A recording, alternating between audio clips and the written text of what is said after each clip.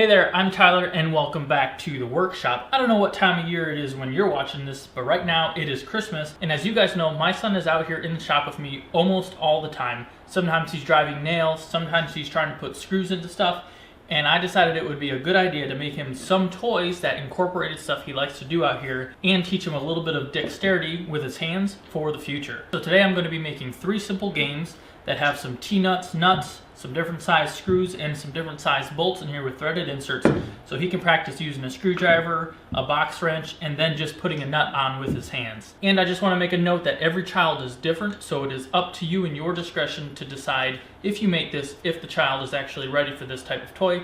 Obviously needs to be able to realize a screwdriver is not an ice pick and not to put little bolts and screws in their mouths anymore. Make sure you guys stick around to the end of this video so you guys can watch Ethan open these up and play with these for the first time. As you can see here, there are a bunch of nuts and bolts to complete this project. It doesn't really matter what sizes you use as long as you have an even number so that you have correct spacing on the boards. Here I am just laying things out so I can figure out how big I need my board, and then I am going to rip down a nice piece of ash. I am using ash because it's a very hard wood, yet easy to work with, and it will take the abuse from the kids for the years that they play with these toys. I'm going to flatten 2 faces on the jointer and then take it to the thickness planer and bring it down to a plain and even thickness.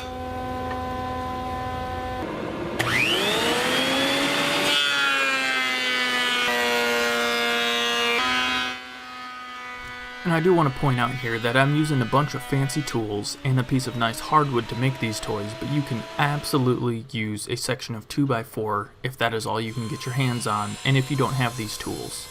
I'm ripping it down to thickness on the table saw, and then I will take it to the miter saw and cut it down to its final length, which again was just a number that I pulled out of my hat after making measurements of all the nuts and bolts. This video is sponsored by sawblade.com. Visit their website for a full line of woodworking and metalworking blades and machinery.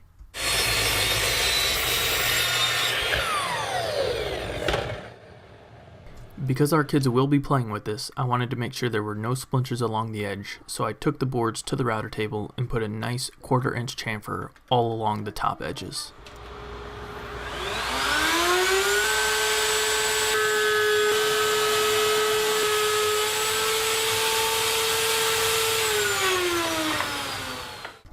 Using a tape measure and a square, laid everything out evenly before drilling all the holes.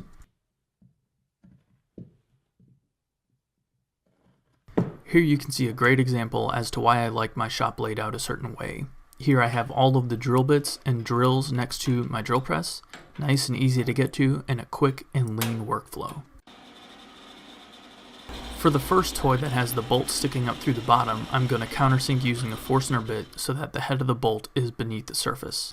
I'm not sure exactly what this little tool is called, but basically it's a gauge so I know the size of the bolt. Is super handy for a project like this. I just put the bolt through one of the holes, and that's the drill bit size that I needed. And here I'm drilling through the bottom of that first toy that's going to use the bolts, through the bottom of that Forstner hole that we just made, and this is where the bolt is going to protrude through. For the other 2 toys that are only using a T-nut insert, you need to put a stop on your drill press or your drill so that you don't drill all the way through. Sand everything nice and smooth, being sure not to forget all sides and the bottom.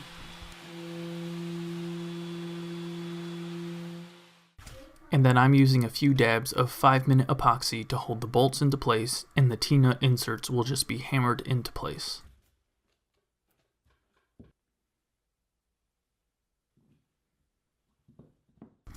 I did chisel out some of the area underneath the carriage bolt so that the shoulder could sit properly against the board, but I needed a hammer to give a little bit of persuasion to some of the bolts, and a smaller bolt upside down to act as a punch for some of the smaller bolt heads.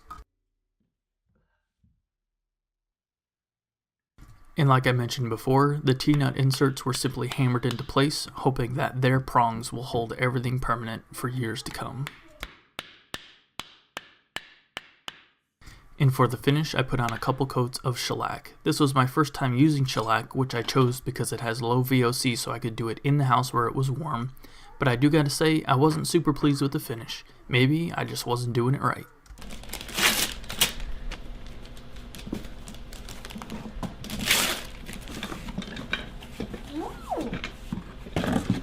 Whoa.